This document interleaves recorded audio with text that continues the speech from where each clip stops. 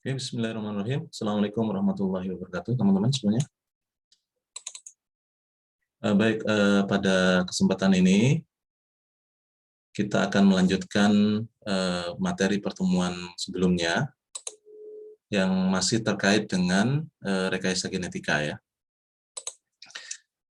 Sebelumnya kita sudah mempelajari bagaimana mengisolasi dan memurnikan DNA yang berasal dari makhluk hidup gitu ya. Tidak peduli apakah itu DNA kromosom ataukah DNA plasmid atau di kasus yang lain adalah DNA virus atau DNA fag gitu ya, bakteriofag ya. Nah, pada kesempatan hari ini kita akan fokus pada bagaimana mendapatkan DNA plasmid dari bakteri gitu ya. Kalau sebelumnya kita sudah mempelajari bagaimana mengisolasi DNA total gitu ya, DNA secara keseluruhan gitu ya, maka kita pada pertemuan hari ini fokus pada bagaimana mendapatkan atau mempreparasi DNA plasmid. Baik, kita sudah tahu sebelumnya bahwa plasmid ini merupakan salah satu vektor yang dibutuhkan atau wahana yang dibutuhkan dalam proses cloning gen gitu ya.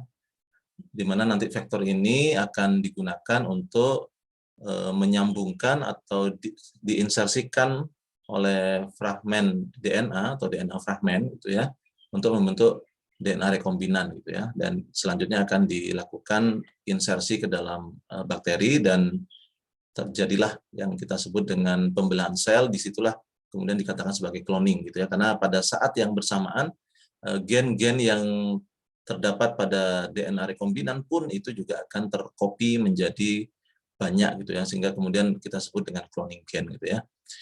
Baik, jadi terkait dengan metode pemisahan DNA plasmid, ada beberapa tahapan yang perlu kita ketahui gitu ya, atau beberapa hal yang perlu kita ketahui. Yang pertama, sebenarnya tahapan awal pada proses isolasi DNA plasmid itu mirip dengan apa yang dilakukan pada saat preparasi DNA total. Ya, jadi pada tahapan awalnya saja itu mirip seperti atau sama beberapa hal, dalam beberapa hal gitu ya, sama dengan beberapa dengan preparasi DNA total ya.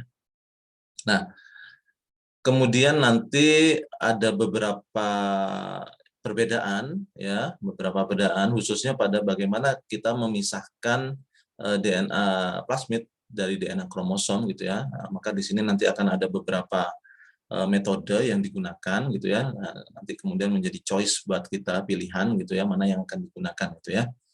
Jadi pemisahan biasanya didasarkan pada perbedaan fisik dari DNA kromosom dan DNA plasmid ya. Jadi inilah cara yang paling tepat gitu ya, bagaimana memisahkan DNA plasmid dari DNA kromosomnya. Jadi lebih kepada perbedaan fisik dari DNA kromosom dan DNA plasmid itu sendiri.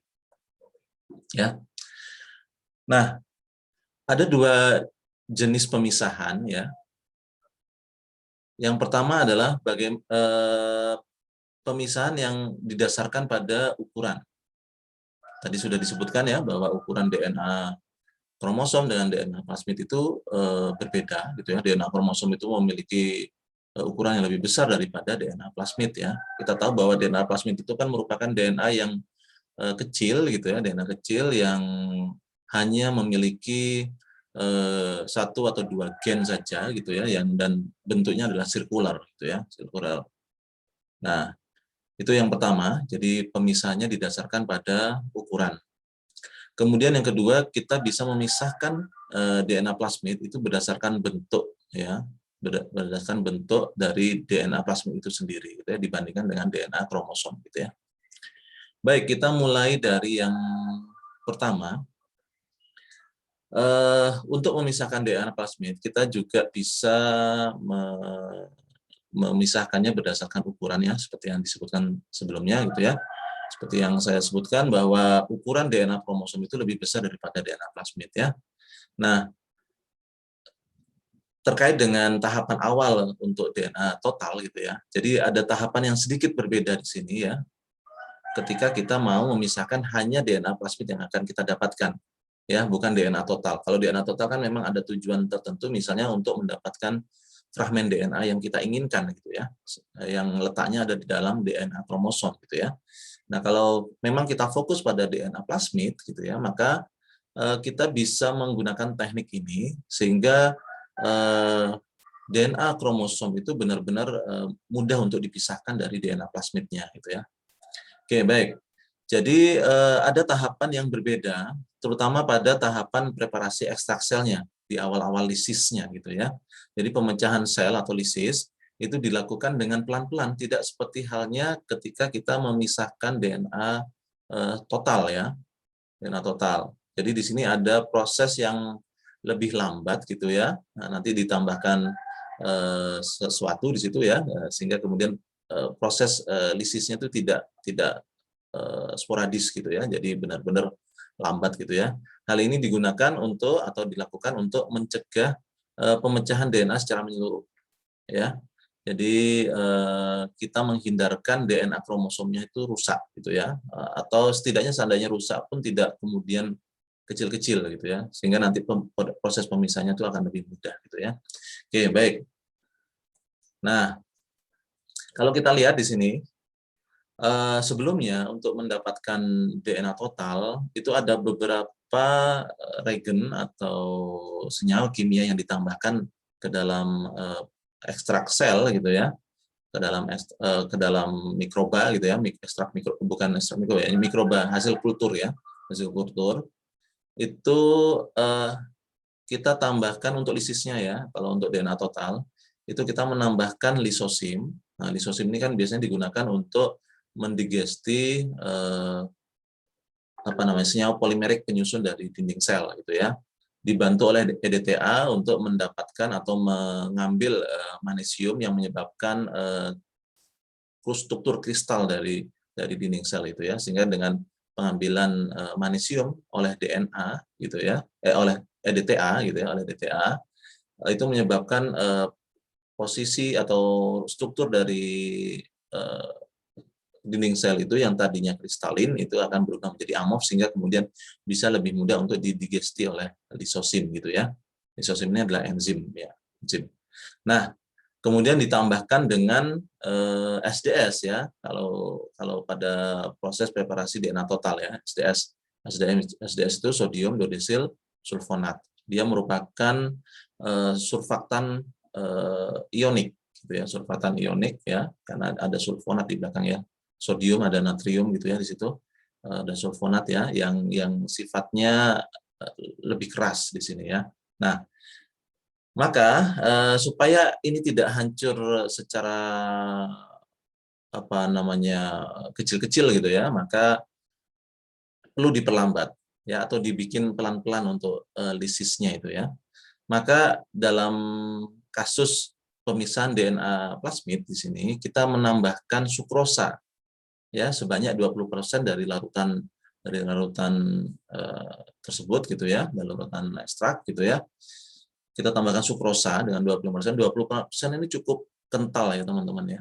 Cukup kental sehingga nanti perjalanan EDTA dan lisosim untuk menelisis itu sangat pelan gitu ya, jadi pelan gitu. Ya. Itu yang pertama ya. Jadi mencegah pecahnya sel secara cepat gitu ya. Jadi kita akan mempertahankan struktur dari kromosom itu supaya bisa diposisikan tetap menempel pada dinding sel ya. Karena pada umumnya untuk sel yang prokariot itu kromosom itu cenderung untuk berikatan dengan atau menempel pada dinding sel atau berikatan dengan dinding sel ya. Seperti itu. Ya, sehingga nanti bisa dipertahankan dia tetap ada pada dinding selnya. Nah, kemudian lisisnya pun tidak menggunakan SDS, teman-teman, seperti halnya preparasi DNA total gitu ya. Dia lebih kepada kepada menggunakan deterjen non ionik ya, deterjen non ionik ya. Kalau sebelumnya kita menggunakan SDS yang notabene merupakan deterjen atau surfaktan ionik gitu ya. Nah, kita sebut surfaktan, bisa kita sebut dengan deterjen gitu ya, ionik gitu ya, yang SDS itu. Nah, pengaruh dari SDS ini karena dia ionik ya, dia akan melisis itu lebih sporadis gitu ya, lebih cepat gitu ya, lebih cepat kemudian bisa tidak tidak pelan-pelan gitu ya. Nah, maka dan dapat merusak kromosom ya SDS itu, bukan merusak ya, dapat memutus kromosom yang panjang juga itu menjadi lebih kecil-kecil. Nah, kalau kita menggunakan deterjen yang non ionik, maka eh, kemungkinan untuk rusaknya atau pecahnya DNA kromosom itu akan lebih kecil gitu ya, lebih kecil. Nah, jadi memang diposisikan deterjen non ionik ini untuk menghindari pecahnya kromosom yang lebih kecil-kecil gitu ya. Kenapa harus dipertahankan besar supaya nanti pemisahannya lebih mudah gitu ya. Oke, seperti itu ya. Nanti kita lihat gambarnya supaya lebih mudah difahami gitu ya. Nah, setelah selesai nanti akan dilakukan sentrifugasi. Ya, sentrifugasi di mana nanti bagian residunya itu merupakan pecahan dari dinding sel dan membran sel ya yang masih mengikat DNA kromosom ataupun DNA kromosom yang masih walaupun dia tidak terikat pada dinding sel tapi dia masih besar-besar gitu ya, masih besar-besar sehingga dengan perlakuan sentrifugasi maka dia akan mengendap nanti ya, akan ada pada dinding bagian bawah tabung tabung tabung sentrifugasi ya. Oke, baik. Jadi nanti endapannya itu adalah debris sel dan DNA kromosom, nah, sedangkan supernatanya adalah DNA plasmidnya. Ya, tentu saja dengan kecepatan RPM yang ditentukan ya, yang memang hanya DNA kromosom dan debris sel saja yang bisa mengendap, sedangkan berat dari plasmidnya itu tidak memungkinkan untuk mengendap gitu ya. Oke, jadi gambarnya seperti ini ya. Nah, kita lihat di sini. Ini adalah bakteri yang di dalamnya ada DNA kromosom yang menempel pada dinding sel gitu ya. Kemudian yang merah ini merupakan plasmid gitu ya, plasmid. Nah, pada saat penambahan lisosim dan EDTA seperti yang saya sampaikan kemarin, jadi sebenarnya sama ya preparasinya gitu ya. Kita menggunakan lisosim, EDTA dan deterjen ya. Cuma di sini kita tambahkan sukrosa sebanyak 25% untuk memperlambat proses lisisnya gitu ya. Sehingga kita lihat di sini ya, inilah hanya terkikis bagian dinding sel dulu gitu ya oleh lisosim gitu ya dan EDTA gitu ya. Nah, baru kemudian jadi tidak bersamaan ya. Kalau kemarin kan bersamaan ya antara lisosim kemudian EDTA dan SDS ya. Jadi dicampur secara bersama-sama. Tapi kalau di sini bertahap. Jadi lisosim EDTA itu ditambahkan dulu dengan sukrosa 25%. Nah, ini kemudian hanya fokus pada bagian dinding selnya dulu. Nah, maka akan terkikis ya seperti ini gitu ya. Nah, ini ada bagian DNA yang masih terikat oleh dinding selnya. Gitu ya. Baru setelah itu, setelah dilakukan dalam beberapa waktu gitu ya, baru Triton X100 yang merupakan deterjen non ionik itu ya, itu dimasukkan ke dalam kultur tadi yang akan dilisis tadi ya. Nah, maka kemudian akan pecah seperti ini. Jadi membran selnya akan dipecah. Ya, membran selnya akan dipecah dan akhirnya kita, karena ini besar-besar ya teman-teman, ya masih besar-besar ya, maka dengan perlakuan sentrifugasi maka debris selnya itu akan mengendap bersama juga dengan DNA kromosom yang besar-besar gitu ya. Nah, sehingga kita dapatkan lisat atau kita sebut dengan supernatannya bagian atasnya gitu ya, yang mengandung plasmid ya. Nah, dengan metode seperti ini akan sangat mudah untuk memisahkan DNA plasmid dari DNA kromosomnya ya berdasarkan ukuran. Ini kan metode yang pertama, pemisahan berdasarkan ukuran ya. Nah, tahapan yang kedua, selain dengan memperhatikan ukurannya, kita bisa melihat dari sisi bentuknya ya. Kalau kita perhatikan, seperti yang kita sampaikan sebelumnya, bahwa DNA plasmid itu merupakan DNA yang sirkular, dia tetap dalam bentuk double helix gitu ya, cuma dia kemudian melingkar gitu ya, melingkar eh, tidak ada ujung, tidak ada pangkalnya gitu ya. Nah, maka kita bisa pisahkan, itu bentuknya ya. Tapi bentuknya itu nanti tidak selalu lingkaran ya, tapi justru dia nanti akan mengalami lilitan gitu ya. Nah, nanti kita lihat ya. Jadi dengan melihat bentuknya, maka kita bisa memisahkan DNA plasmid dengan DNA kromosom itu dengan menggunakan dua metode ya.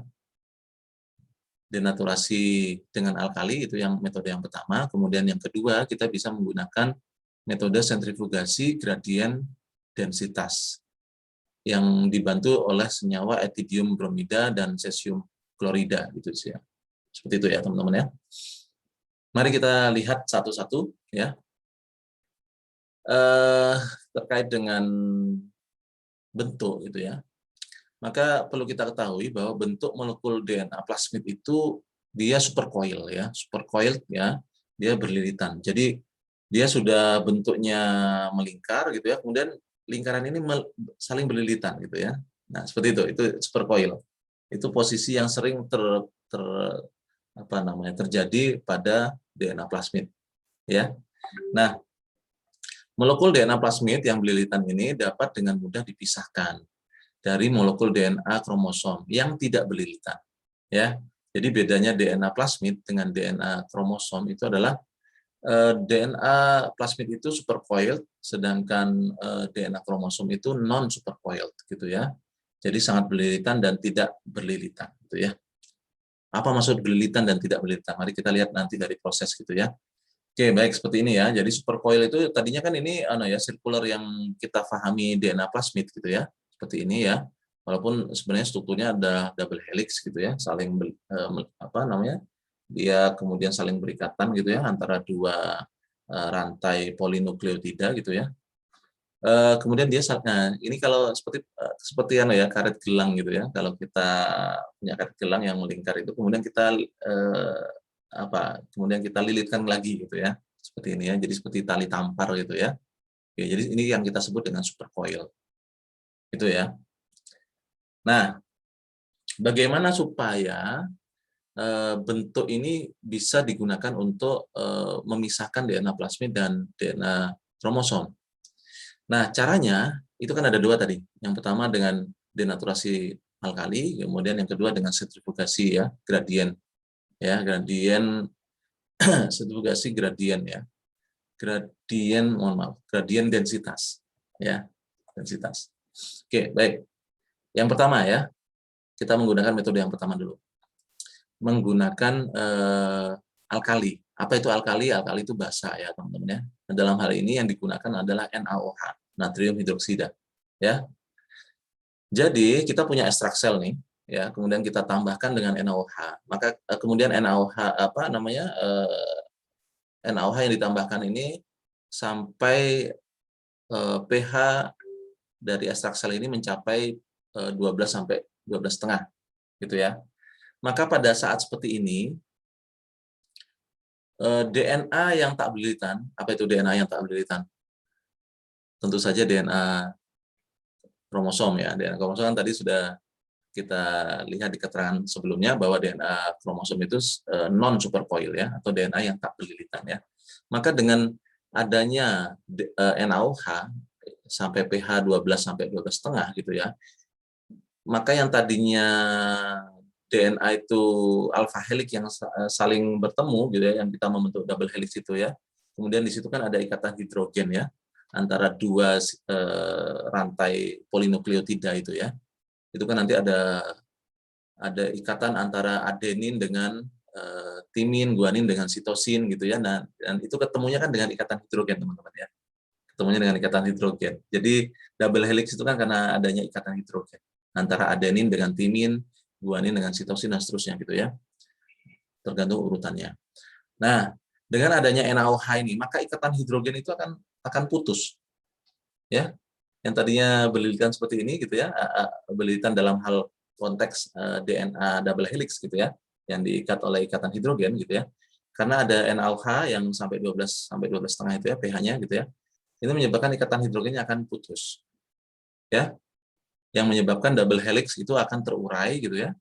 Akan terurai menjadi rantai polinukleotida sendiri-sendiri ya, terpisah gitu ya. Ya, terpisah ya. Ini sudah tahap pertama sudah selesai nih. Jadi kita merusak DNA-nya ya. DNA yang tadinya double helix itu menjadi terpisah menjadi rantai polinukleotida gitu ya. Nah, selanjutnya setelah ditambahkan NaOH sampai terlihat kemudian terpisah gitu ya. Nanti kelihatan nanti kita secara bersamaan bisa kita tambahkan dengan asam gitu ya. Jadi setelah tambah NaOH kita tunggu beberapa waktu gitu ya. Nah, kemudian tambahkan dengan asam. Nah, maka DNA yang sudah yang sudah terpisah tadi ya, yang kita sebut dengan rantai nukleotida ini itu akan terdenaturasi. Ya, akan terdenaturasi, dia akan kemudian kusut gitu ya. Akan kusut yang tadinya rantai lurus gini ya, atau bisa alpha helix mungkin gitu ya. Maka dengan adanya pelakuan asam gitu ya, penambahan asam itu kemudian dia akan mengalami denaturasi denaturasi DNA gitu ya, denaturasi RNA gitu, atau polinukleotida gitu ya. Sehingga dia menjadi semacam benang-benang kusut ya, yang kemudian terlihat di situ seperti keruh gitu ya, benang-benang kusut. Nah, dengan cara ini maka kemudian kita bisa pisahkan dengan sentrifugasi. Bagaimana dengan DNA supercoiled gitu ya? DNA supercoiled itu tidak bisa karena dia tidak ada ujung pangkalnya gitu ya. Dan ini posisi yang sangat kuat dan dia kemudian berlilitan lagi gitu ya. Nah, ini sangat sulit untuk dipengaruhi oleh NaOH untuk memutus ikatan hidrogennya ya. Tidak terpengaruh gitu ya, karena posisi supercoiled ini yang kuat gitu ya, sehingga dia tidak terpengaruh oleh adanya pH yang mencapai 12 sampai 12,5. Jadi hanya DNA yang tidak berlilitan saja yang akhirnya kemudian dia mengalami pemutusan ikatan hidrogen dan kemudian mengalami denaturasi sehingga membentuk semacam benang-benang kusut gitu ya. Nah, seperti itu ya. Nah, baru dengan perlakuan sentrifugasi maka kita bisa pisahkan antara DNA yang supercoiled dengan non supercoiled yang kusut tadi ya. Nah, seperti ini ya. Saya punya DNA linear ini. Ini DNA linear ini berarti DNA-nya kromosom. Ya. Kemudian jadi terbuka di ujung sama pangkalnya ini ya, ujung pangkalnya ini. Ya. Ujung sama bagian akhirnya gitu ya. Oke, baik. Sedangkan supercoilnya ini yang warna merah ini. Jadi dia sudah melingkar gitu ya, kemudian berlilitan lagi ya. Nah, pada saat pH 12 sampai 12,5, nah ini ya, pecah ya. Terpisah gitu ya, seperti ini satu-satu tunggal jadinya gitu ya, single strain linear DNA di sini. Ya. Nah, kemudian ketika kita tambahkan asam sampai pH-nya 7 ini yang lurus-lurus ini kemudian mengalami denaturasi. Ya. Nah, ini seperti benang-benang kusut sedangkan yang supercoil itu tidak terpengaruh. Ya. Nah, baru dengan perlakuan sentrifugasi maka linear DNA yang sudah kusut tadi itu akan mengendap gitu ya, sedangkan DNA plasmidnya itu ada di bagian permukaan. Ya, ada di bagian yang supernatannya ya. Nah, sudah kita bisa pisahkan antara DNA yang yang supercoil dan non supercoil, atau dengan kata lain DNA plasmid dengan sangat mudah terpisah dengan DNA kromosom. Ya. Nah, kelebihannya dengan metode dibandingkan dengan metode yang awal yang berdasarkan ukuran. Ya. Kalau yang berdasarkan ukuran, kita tuh masih harus memurnikan lagi. Ya. Di sebelumnya gitu ya. Saya kembali lagi di sini ya. Di sini kita hanya memisahkan DNA kromosom dengan plasmidnya ya. Padahal di sini juga ada kemungkinan ada RNA dan protein di sini ya. Maka metode yang kita gunakan pada saat DNA total ya, yaitu dengan penambahan fenol atau fenol plus kloroform ya untuk mendenaturasi proteinnya, atau bisa ditambahkan dengan protease gitu ya. Dan kemudian kita tambahkan ribonuklease gitu ya untuk menghilangkan RNA-nya gitu. Jadi ada tahapan pemurnian terlebih dahulu gitu ya. Itu kalau kita menggunakan metode yang berdasarkan ukuran gitu ya. Berdasarkan ukuran. Tapi kalau kita menggunakan metode denaturasi alkali ya, dengan alkali ini ada beberapa keuntungan yang kita peroleh dari metode ini. yang pasti terlihat di sini karena di situ ada proses pemecahan DNA kromosom menjadi RNA yang tunggal gitu ya, polinukleotida. Itu kan sebenarnya sama dengan RNA ya, RNA. RNA itu kan juga rantai lurus gitu ya. Nah, maka sekaligus ketika DNA kromosom itu terpecah gitu ya, menjadi dua bagian gitu ya. Jadi posisinya mirip dengan RNA gitu ya. Jadi ketika ditambahkan dengan asam gitu ya, maka RNA-nya juga ikut terdenaturasi. Jadi kusut juga gitu ya. Sehingga dia tidak larut juga ya. Jadi tidak artinya dia tidak kemudian melayang seperti halnya posisi semula gitu ya. Jadi mengalami proses penghilangan sifat alamiahnya gitu ya, sebagai RNA yang larut dalam air gitu ya. Demikian juga dengan protein. Karena protein itu denaturasinya itu juga dipengaruhi oleh asam gitu ya. Maka pada saat penambahan asam ataupun bahkan pada saat penambahan basa, protein itu kemudian juga ikut menggumpal gitu ya, mengalami denaturasi protein. Sehingga dengan pelakuan sentrifugasi, jadi tidak hanya DNA kromosom yang mengendap, tapi protein dan RNA yang ada di dalam sitoplasma itu juga akan ikut mengalami pengendapan gitu ya. Nah, sehingga plasmid yang kita peroleh itu tidak perlu kita lakukan lagi tahapan pemurnian. Seandainya kita lakukan tahapan pemurnian mungkin tidak sebanyak yang kita lakukan seperti DNA DNA yang plasmid yang menggunakan metode berdasarkan ukuran. Gitu ya. Demikian juga kita tidak perlu menambahkan fenol dan ribonuklease ya. Jadi lebih lebih bukan lebih efektif, lebih lebih ekonomis gitu ya. Jadi kita tidak perlu menggunakan banyak regen gitu ya, sehingga dan kita juga mendapatkan hasil yang sama bersihnya gitu ya, sama murninya dengan metode yang sebelumnya gitu ya.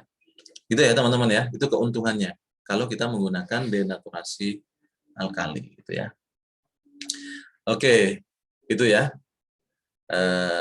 untuk pemisahan DNA plasmid dengan menggunakan denaturasi alkali gitu ya. Ini merupakan pemisahan berdasarkan bentuk ya. Nah, kita lanjut kepada metode yang kedua, masih berdasarkan bentuk gitu ya, pemisahan berdasarkan bentuk gitu ya. Kita menggunakan yang kita sebut dengan metode sentrifugasi gradien densitas. Jadi di sini nanti akan ada tingkatan-tingkatan densitas gitu ya. Densitas itu apa? Massa jenis ya. Jadi massa jenis di sini ya.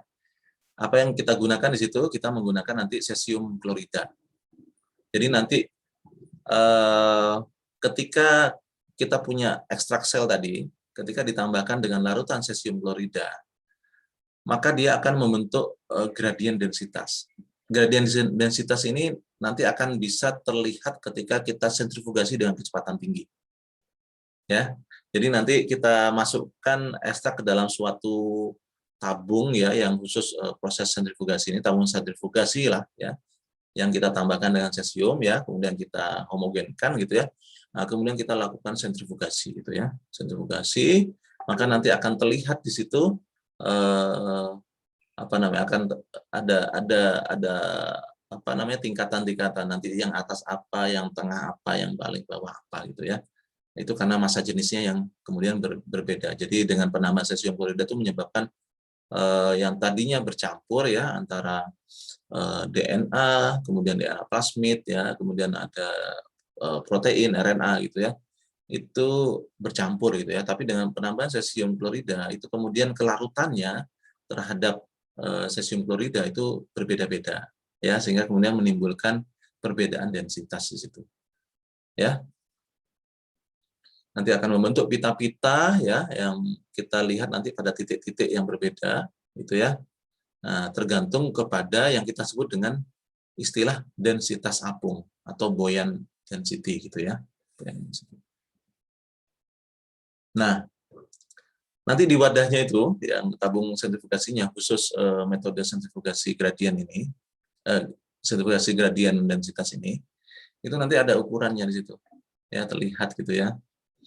Nah, DNA kromosom itu memiliki densitas atau DNA secara keseluruhan gitu ya, itu memiliki densitas apung itu di posisi 1,7 gram per sentimeter kubik gitu ya, seperti halnya cesium klorida ya.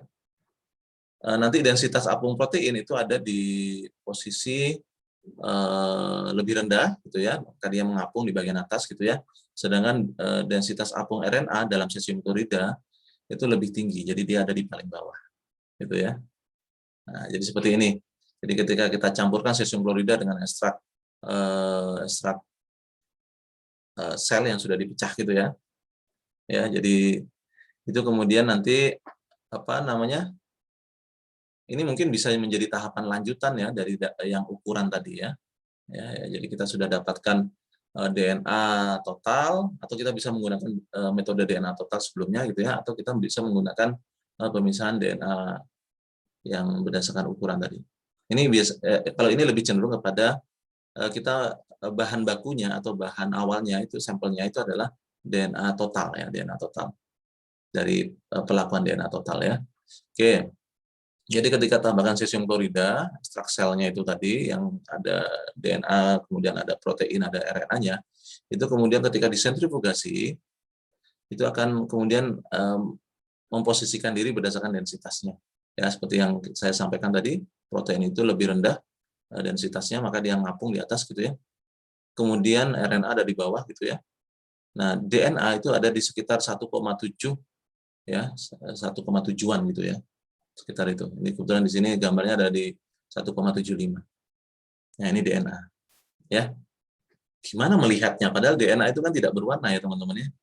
Nah, maka supaya bisa terlihat oleh mata gitu ya, maka kita sebelum dilakukan proses sentrifugasi tadi gitu ya, itu ditambahkan dengan senyawa yang kita sebut dengan etidium bromida. Etidium bromida ini adalah senyawa yang ketika disinari dengan sinar UV dia akan berpendar. Kenapa kok bisa berpendar ya? Karena di sini kita lihat dari struktur dari etidium bromida di sini ini banyak ikatan rangkap terkonjugasi ya. Di sini banyak senyawa-senyawa apa namanya gugus-gugus aromatik di sini ya. Ya, di sini ada N di sini ya. Nah, yang secara keseluruhan ini membentuk ikatan ikatan rangkap terkonjugasi gitu ya. Inilah yang menyebabkan dia bisa menyerap sinar UV jadinya gitu ya, sinar UV. Nah ini nanti ditambahkan ke dalam sebelum dilakukan proses sentrifugasi tadi gitu ya, bersama cesium klorida itu kita tambahkan etidium bromida ya. Nah, etidium bromida itu nanti akan hanya apa namanya akan hanya ada dalam berikatan dengan DNA saja gitu ya. Nah, jadi posisinya seperti ini teman-teman ya. Nah, jadi etidium bromida ini kan posisi double helix dari DNA ya. Nah, ini ada di sela-sela ini ya. Nah, di sini ya. Dia akan berikatan hidrogen di sini gitu ya. Nah, ada di sela-sela ini gitu ya. Nah, terperangkap di situ gitu ya. Nah, maka kemudian ketika nanti dipisahkan ya, kalau sudah seperti ini posisinya, maka ketika dikasih sinar UV, jadi kita posisikan ruang gelap gitu ya, kemudian kita sinari dengan sinar UV gitu ya, maka ini akan berpendar. Nah, terlihat oh itu disitulah posisi DNA. Maka dengan bantuan siring nanti kita bisa ambil DNA-nya. Jadi khusus yang sentrifugasi densitas ini, gradien densitas ini, wadahnya itu terbuat dari semacam polimer gitu ya, yang kemudian bisa ditembus oleh siring gitu ya, atau suntikan gitu ya. Oke, jadi seperti ini ya. Dia akan terinterkalasi ya di posisi double helixnya DNA gitu ya. Nah, dan sifat dari etidium bromida ini nanti akan berfluorescence ya. Nah, seperti ini ya. Dia akan berikatan dengan DNA kromosom maupun DNA plasmid ya, karena dua-duanya sama-sama sama-sama DNA yang strukturnya adalah double helix. Ethidium bromida itu bisa di keduanya gitu ya. Nah, tapi ingat tadi plasmid itu ada di posisi lebih bawah dibandingkan dengan DNA kromosom yang linear ya. Yang supercoil itu lebih berat jadinya ya, karena supercoilnya itu posisi struktur supercoilnya menyebabkan dia lebih berat gitu ya. Nah, ini dua-duanya akan berwarna, baik yang DNA linear ya, DNA kromosom maupun DNA dari plasmid gitu ya. Nah, mana yang kita ambil nanti? Nah, kita sinari dengan sinar UV gitu ya, dalam ruang gelap. Nah, ini kita suntik nanti. Nah, kita dapatkan hanya DNA plasmid ya. Kromosomnya ada di Ada di sini ya, di bagian atas, di atas dari DNA plasmid ya. Kemudian proteinnya terpisah di atas gitu ya, sedangkan RNA-nya ada di bawah. Jadi sangat selektif jadinya. Ya, sangat selektif. Nah, kalau sudah kita ambil dengan siring, maka kita sudah mendapatkan DNA plasmid. Ya, cuman di dalamnya kan masih ada ethidium bromida, teman-teman ya. Masih ada ethidium bromida yang terperangkap atau terinterkalasi di struktur double helix-nya gitu ya. Plus bisa jadi di situ masih ada cesium kloridanya, ya. Nah, bagaimana memisahkan ethidium bromida dan cesium kloridanya dari DNA plasmidnya? Nah, itu caranya mudah, yaitu dengan untuk yang ethidium bromidanya kita bisa pisahkan dengan menggunakan ekstraksi gitu ya. Dengan ekstraksi kita tambahkan di situ N-butanol, maka nanti ethidium bromidanya itu akan lebih terikat atau lebih suka kepada N-butanol berdasarkan kepolarannya gitu ya, berdasarkan kelarutannya gitu ya. Maka dia akan berpindah pada fase organik ethidium bromidanya, maka DNA-nya sudah terbebaskan dari ethidium bromida ya. Tapi kan di situ masih ada cesium klorida ya teman-teman di sini. Nah, cesium klorida. Maka cesium kloridanya itu kita pisahkan dengan buffer ya. Nanti si DNA yang masih ada cesium kloridanya kita masukkan ke dalam semacam kantong yang terbuat dari lapisan semi permeabel gitu ya. Contoh misalnya kita menggunakan selofan gitu ya, salah satu contoh kantong yang terbuat dari semi permeabel gitu, polimer semi permeabel. Nanti kita lakukan kita lakukan dialisis istilahnya ya teman-teman ya. Maka nanti cesium kloridanya akan keluar ketika ini di stir gitu ya, diputar, diaduk gitu ya, dengan menggunakan pengaduk magnetik di sini ya. Nah, di sini ada buffer bagian luarnya, maka nanti cesium kloridanya akan keluar. Sehingga yang ada di dalam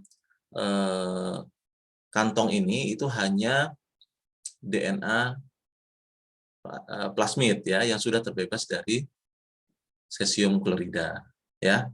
Nah, seperti itu ya, teman-teman ya. Begitulah cara memisahkan DNA plasmid dari DNA kromosomnya gitu ya. Nah, jadi kesimpulannya seperti ini. Jadi kalau kita simpulkan, untuk memisahkan DNA plasmid itu ada dua metode. Ya, ada dua metode. Yang pertama, kalau kita melihat prinsipnya dulu ya. Jadi yang pertama adalah metode pemisahan berdasarkan ukuran. Yang kedua, metode pemisahan berdasarkan bentuk. Ya. Sedangkan untuk yang bentuk tadi, ya berdasarkan bentuk itu ada dua metode. Ya. Yang pertama adalah denaturasi menggunakan alkali gitu ya. Dan yang kedua, sentrifugasi gradien densitas menggunakan ethidium bromida cesium klorida. Ya. Jadi seperti itu ya kesimpulannya. Baik, itu saja yang mungkin bisa saya sampaikan pada kesempatan kali ini ya. Mudah-mudahan bisa difahami. Silakan bertanya nanti secara offline kepada saya apabila ada hal yang belum dimengerti. Ya, mudah-mudahan pembelajaran hari ini walaupun melalui video bisa tetap difahami gitu ya. Baik, terima kasih atas perhatiannya teman-teman sekalian. Kita akhiri bersama dengan hamdalah. Assalamualaikum warahmatullahi wabarakatuh.